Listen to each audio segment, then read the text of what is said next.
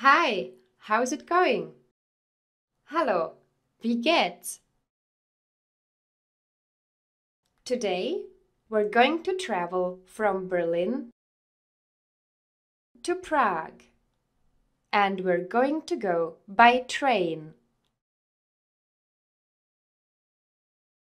Im heutigen Video wirst du lernen, wie du auf Englisch ein Ticket kaufen kannst.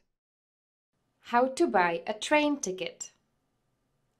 Wie du den Zugfahrplan lesen kannst. How to read timetables. Und ein paar andere Redewendungen.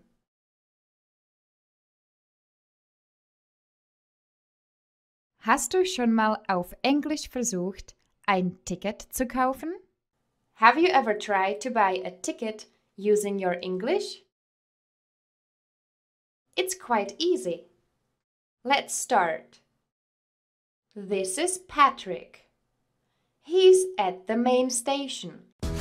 Den kompletten Film und viele weitere findest du auf www.sofatutor.com.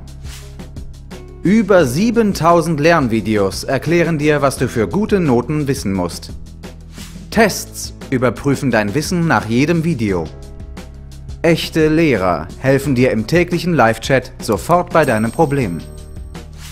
Du kannst außerdem Privatstunden bei deinem persönlichen Online-Tutor buchen, um tiefer in ein Thema einzutauchen. So helfen wir dir, deine Zensuren ohne großen Aufwand zu verbessern. Probiere es am besten sofort aus. Auf www.sofatutor.com